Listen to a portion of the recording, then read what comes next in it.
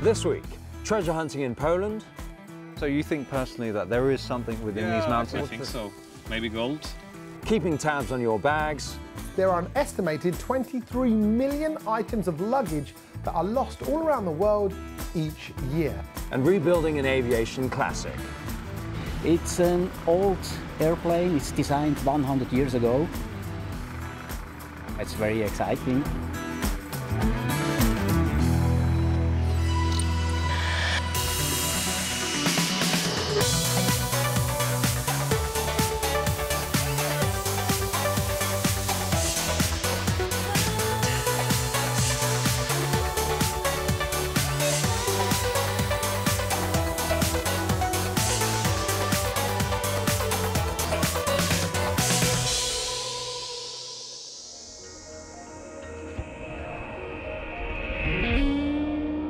The autumn colours of southwest Poland.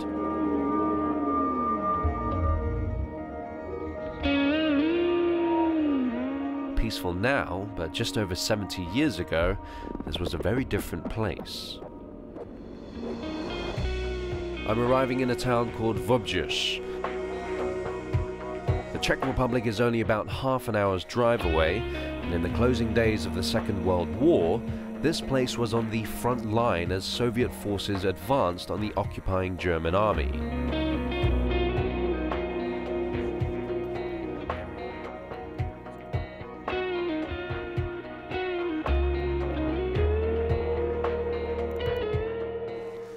I'm kind of looking for something very special, but it's a bit muddy and rocky. And I think this is actually it. Yeah.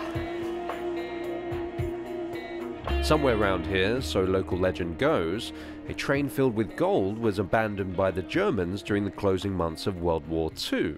It's quite clear to see the train lines there, but this tape, some people believe that this is where the Nazis actually ran a train line right into that hill. This summer the diggers moved in, after radar scanning picked out some suspicious shapes.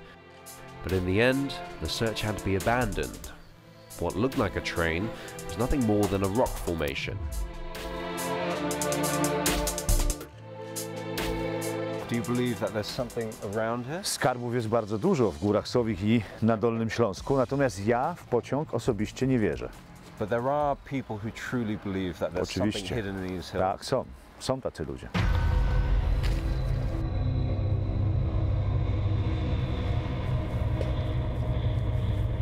Deep beneath the hills here, the Germans used thousands of forced labourers to build a series of fortified underground tunnels. They called it the Riese Project, and much of what's left is open to the public to explore. The last tour groups of the day are still down here, but Lukasz takes me off the trail. It's amazing, isn't it? So this is original track. Original track.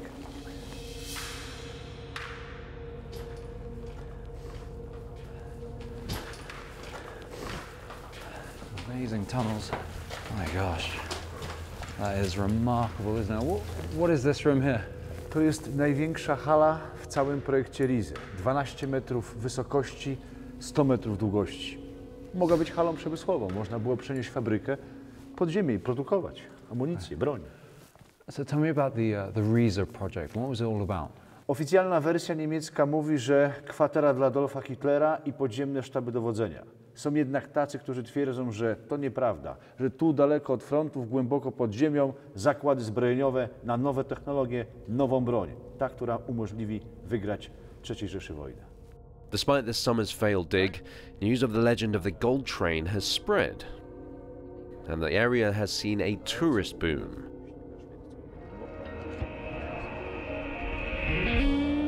All three of the hotels in the grounds of Krzon's castle were fully booked when we arrived, a clear indication of many people's enduring fascination with this dark period of Poland's past.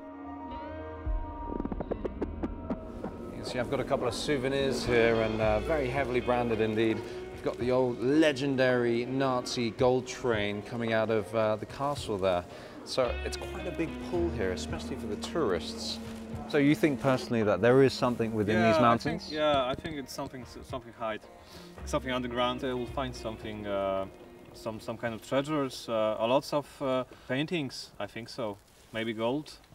I don't know. It's possible. No, dla mnie jest to mało prawdopodobne, żeby ten pociąg jednak pozostał na terenach Polski. W związku z tym no, uważam, że moje jest takie zdanie, że tu nigdy nie będzie znaleziony. Ale jest dobrym motywem. Chcielibyśmy w to wierzyć, bo jest to naprawdę bardzo interesujące, ale no, to trochę bajka. To troszeczkę to takie brzmi to tak trochę fantastycznie faktycznie, no, ale także no, odrobinę wiary jeszcze tutaj zachowujemy.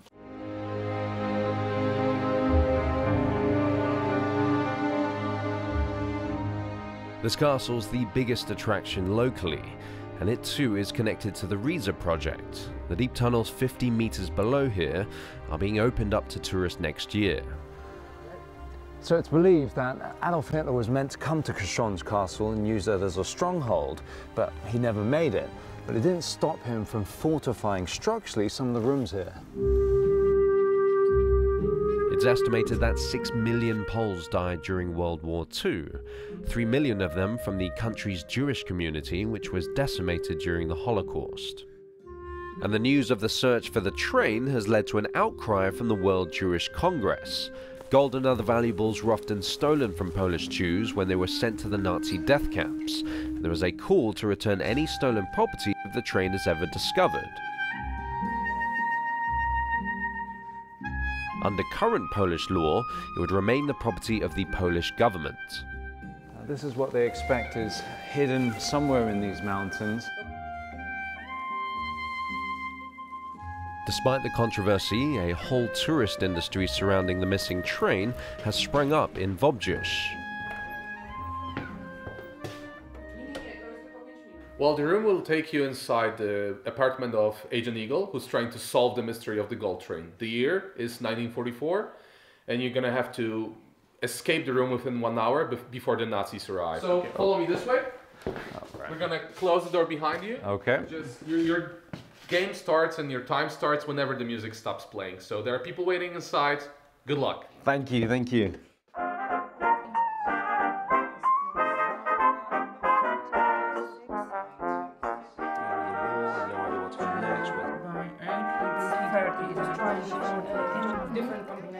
Although critics say that the commercialization of the legend undermines the true horrors of the Nazi occupation, others argue that things like the escape room and treasure hunt engage and educate a younger generation who have no direct link with the conflict. Within the hour. Within the hour.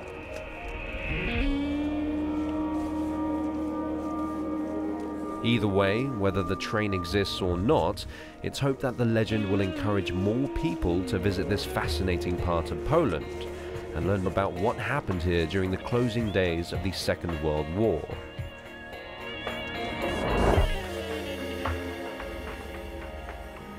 And if you're thinking of visiting Poland in the near future, here's our rundown of things you should know. Look out for new basement tours of Warsaw's striking palace of culture. It was a present to Poland from Stalin and is loved and hated in equal measure. In recent years, groups have been allowed in to see the charismatic basement levels. You can explore the Gothic hall, the massive foundations, and a special room built to house the palace cats. A major new highlight has to be the Green Velo, a brand new cycling route that takes in the entirety of Poland's eastern border. It passes through the beautiful Mazurian lakes and skirts untouched forests. And this year, they even made parts of it glow in the dark.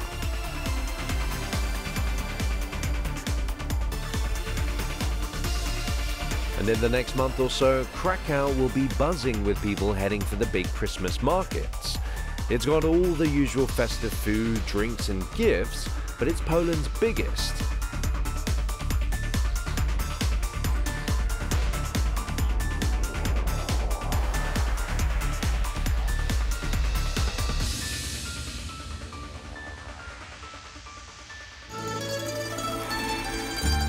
After weeks on the road, we finally made it to Rome.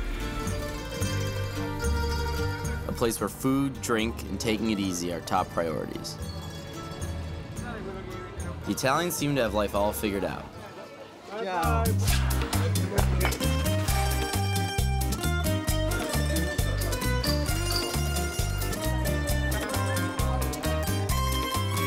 Okay. Ciao.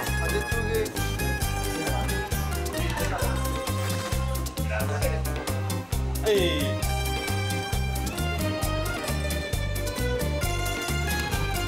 Prendo pizza bianco, per favore. Yeah.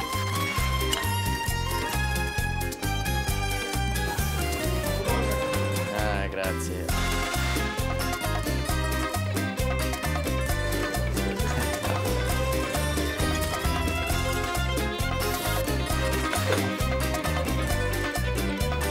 Okay. Ciao.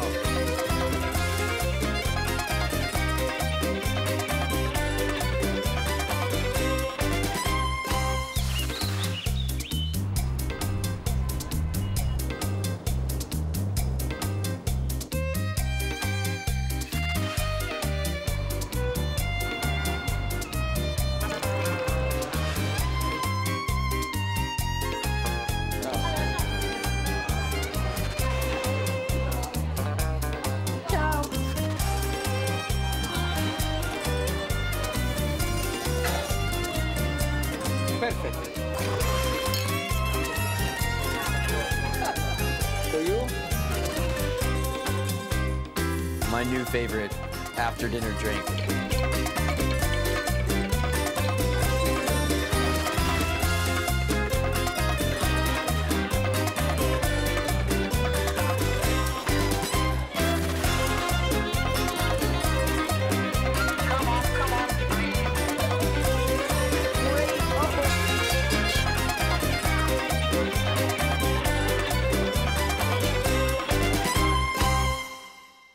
Still to come.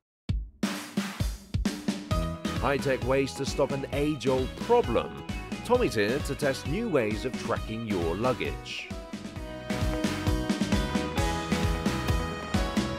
And we watch as an aviation classic gets a new lease of life.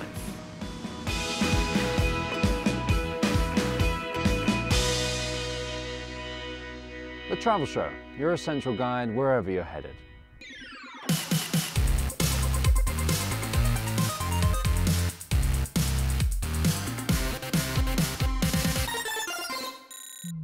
Hello and welcome to Global Gadgets. Right now, it's all about a good set of wireless headphones and ones that give you great sound quality as well as superb connectivity when you're making phone calls as well.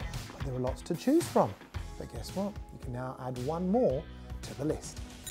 The Jabra Halo Smart Wireless Bluetooth headphones are ultimately a two-in-one hands-free device for your mobile phone. It doubles up as a music player. My only real criticism with these is that you might not get a secure fit when you pop them into your ears, which leads to a reduction in sound quality. There's a handy little app that goes with the headphones that will tell you exactly how much battery life you've got left in them. So it will give you 17 hours of talk time and 15 hours of music listening time, which is ample for when you're on a long haul flight. And because of the design and the way it's shaped, it's ideal for people that are on the go, either on their travels or even in the gym. I've arrived in my hotel room with my bag. Everything is wonderful, but get this, there are an estimated 23 million items of luggage that are lost all around the world each year. And what do you have to do when you realize your case hasn't turned up? You've got to go to the airport desk or an airline official and ask them where they think your case might be. Well, no more, Mr. Airline man or woman. I don't need you, because I can tell you where my case is, because I got one of these.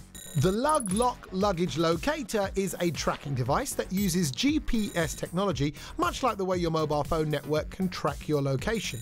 The makers claim it's the first baggage tracker that also complies with regulations set by airlines. In order for the luggage to be able to tell you of its whereabouts, it needs to send you a message, which is why it comes with its own SIM card, and that means a monthly subscription cost, which varies dependent upon the service plan that you go for. Now, when you consider the cost of the contents of your luggage plus the luggage itself, that might be money well spent, or maybe not. If you don't travel so regularly, you might want to opt for the tracking devices that don't come with a fixed monthly cost.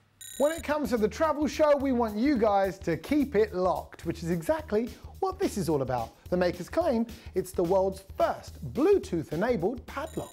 The outer shell of the lock is made from stainless steel that protects all its internal digital components. Inside are all the buttons, sensors, and batteries. This lock aims to keep water, mud, and other outside elements from damaging the internal mechanisms. Now, the whole point in travel, gadgets, and developments in technology is to make your life easier. And this is perfect for someone who's prone to losing their keys or doesn't want to fiddle around with those little steps to try and get their case open. This is sturdy, this is chunky. In fact, so much so that the lock is too big to fit through most standard zip lock holders. Mobile phone cameras and video quality is just getting better all the time, making the need for camcorders virtually non-existent. So why not up your game and show what you're really about and release your inner Spielberg with one of these? The universal smartphone mount from Steadicam is adjustable to securely fit most handsets. It basically steadies your shot like the professionals. Now, I'm no cameraman, and fortunately I have people around me who are, but even they've said that this is a little bit tricky to master. But isn't that where the joy lies? That you slowly get better and better at using something like this, and then you can show off your travel memories in a way that you may previously not have been able to.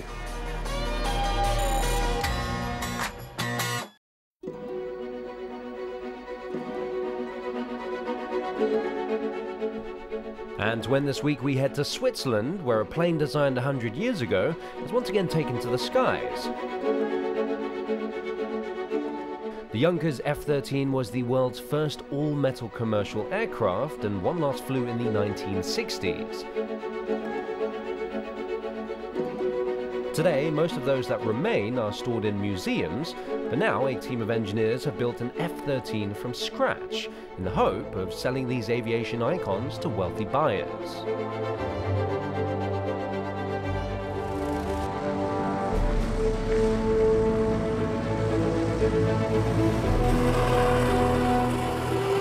It's very exciting. It's great to fly with the F-13. It's an old airplane. It's designed 100 years ago, and it's impressive, the aircraft with an age of 100 years. It flies quite good, with of course a lot of small problems, but it's good flying with them.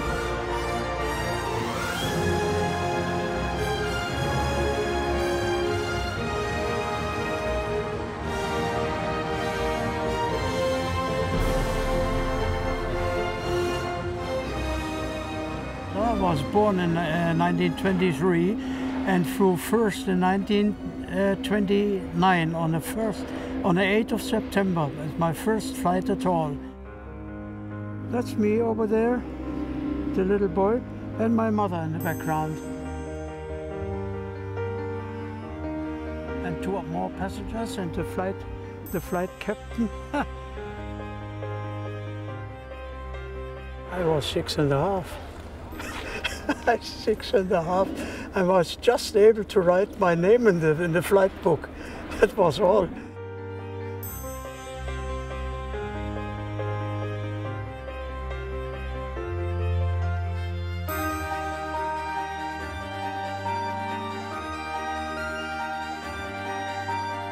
We just see these 5 F-13s in museums, but we don't have a complete set of drawings.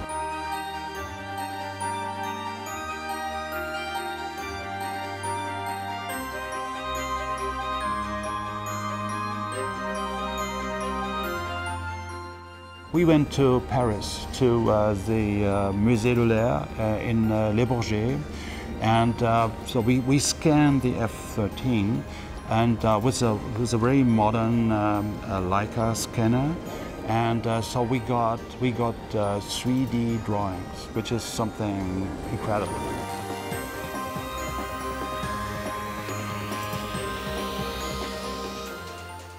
To enter into the cockpit, it's not so easy. It's quite sportive. go here, put your feet, sit, and you go in like that.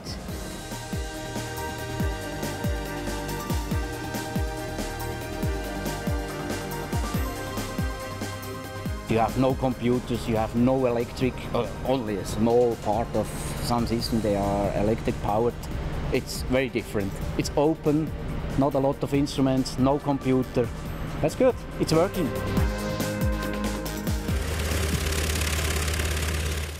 It was more than noisy. The old engines they were quite louder than they are today.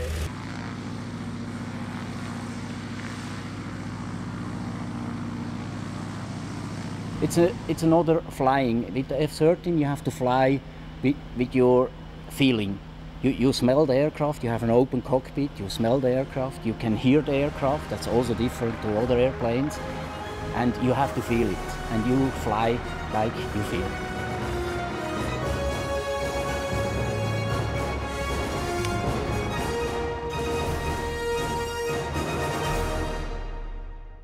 I'm afraid that's all the time we have for this week, but coming up next week.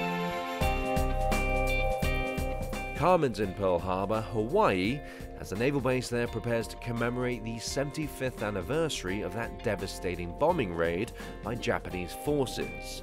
2,400 people were killed in that attack, and it prompted the US to join the Second World War. That and a lot more, of course, next week. But don't forget, you can join us on all of our travels wherever we are in the world by signing on to our social media feeds. But for me, Henry Golding, and the rest of the Travel Show team here in Krzon's Castle in Poland, it's goodbye.